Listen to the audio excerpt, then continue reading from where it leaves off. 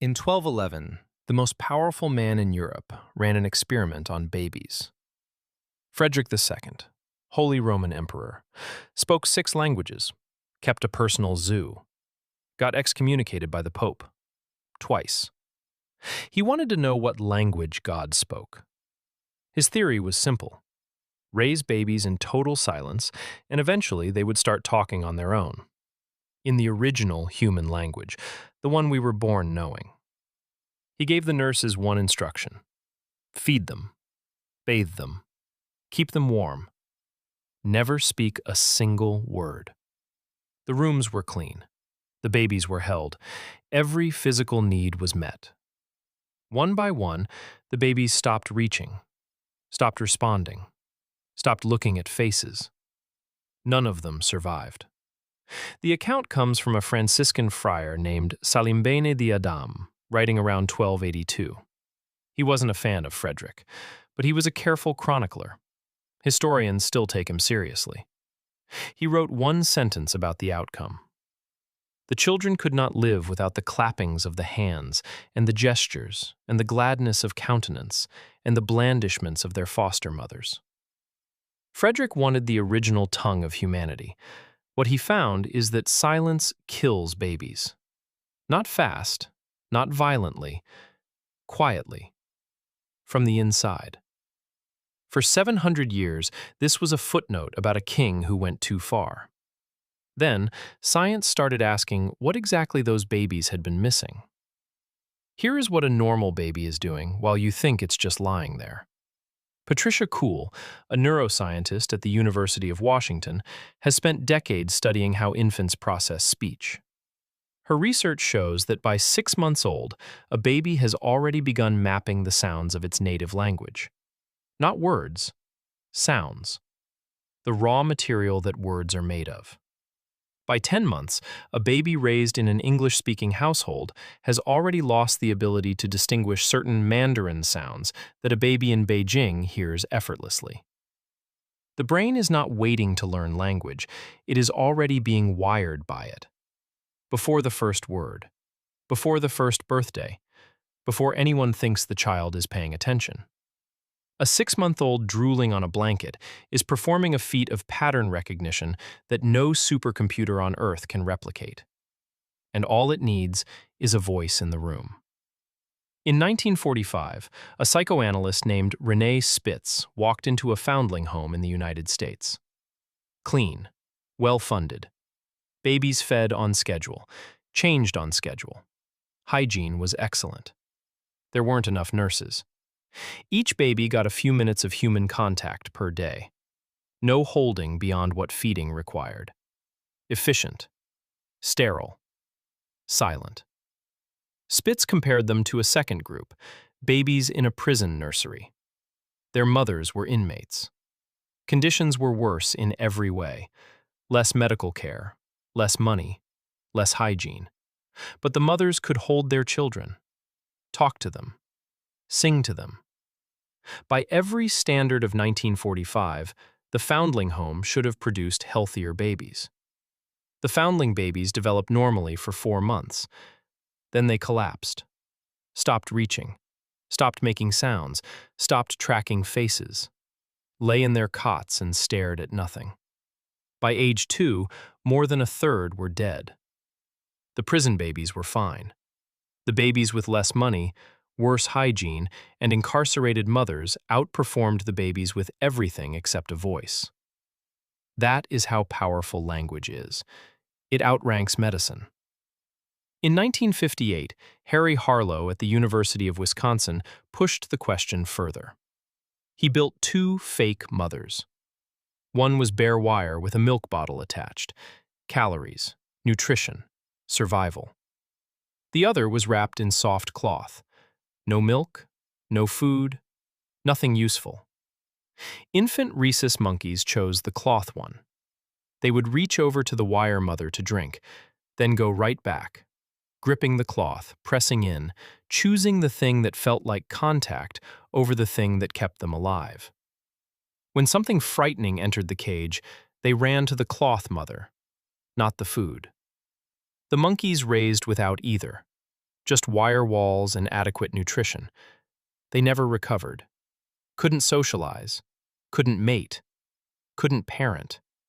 Rocked back and forth in the corners of their cages for the rest of their lives. A body with everything it needs except another body. That was enough to break them permanently. But here is the other side of Harlow's work that people forget. The monkeys raised with real mothers and normal social contact? They were extraordinary. They played. They explored. They handled stress. They raised their own young without difficulty. The difference between the two groups was not genetics, not nutrition, not environment. It was contact, presence, the feeling of another body that responds to yours. Everything downstream followed from that. Now watch what happens when language arrives on schedule. A 2-year-old raised in a normal household does something that no other species has ever done. She assembles a sentence she has never heard before. Not a memorized phrase, a new combination. Her own thought, built from parts she absorbed without a single lesson. Doggy, go outside. 3 words, original arrangement. She was never taught syntax, never drilled on grammar, never corrected on word order. She just absorbed the pattern, the way water absorbs the shape of whatever holds it. Eric Lenneberg, a linguist at Harvard, proposed in 1967 that this ability is biologically constrained by age. There is a window. It opens at birth. It starts narrowing around puberty. While it's open, language doesn't require teaching. It requires only exposure. A toddler in a Spanish-speaking household becomes fluent without studying. A child between 2 languages becomes fluent in both. The circuitry is open, almost begging for input. A child is the most powerful language learning machine that has ever existed, and it runs on nothing but someone talking in the same room. Which is what makes the next part so hard. In 1966, Romania's president Nicolae Ceausescu banned contraception and abortion.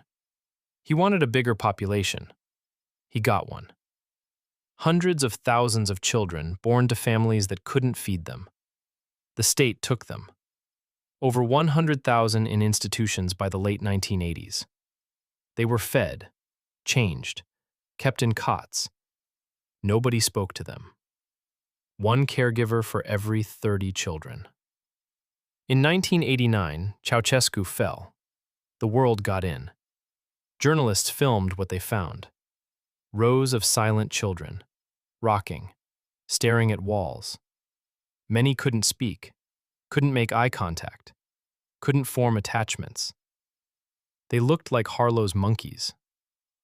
In 2000, Charles Nelson, a neuroscientist at Harvard, launched the Bucharest Early Intervention Project, first randomized controlled trial of foster care versus institutional care ever done. He put EEG caps on the children's heads. The institutionalized children had dramatically less white matter than children raised in families. White matter is the brain's cabling, the wiring that lets one region talk to another. In a normal child, that wiring gets built by being spoken to, by being held, by hearing your name 1,000 times before you know what a name is. The Romanian children had been fed, housed, kept alive. The wiring hadn't been damaged. It had never been built.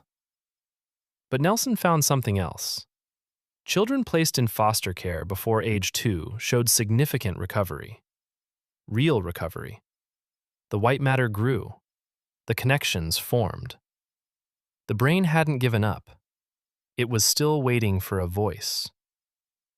Some of those children went on to speak, to attach, to love, to laugh at things that were funny and cry at things that were sad. The machinery was late, but it came online because someone finally talked to them. That is what language actually is. Lev Vygotsky, the Soviet psychologist, proposed this in the 1930s.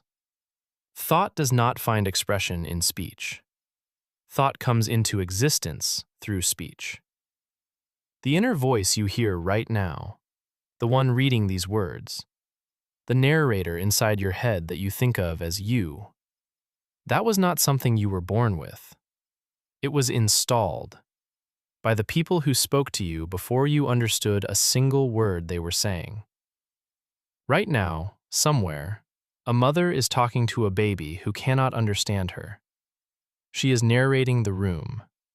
That's a window. That's the sun. You're so hungry, aren't you? Yes, you are. She feels silly doing it. The baby can't answer, can't nod, can't even focus its eyes on her face yet. She has no idea what she is actually doing. She is building a person. Every lullaby, every half-finished sentence at 2 a.m., every time she says the baby's name while she is too tired to say anything else, every nonsense word, every whispered "I love you" into an ear that doesn't know what love means yet. That is not background noise. That is construction. The most important thing that ever happened to you already happened. Before you could walk. Before you could ask. Before you knew what a word was or what it was for. Someone spoke to you. Again and again and again. For no reason except that you were there and they loved you. And word by word, you showed up.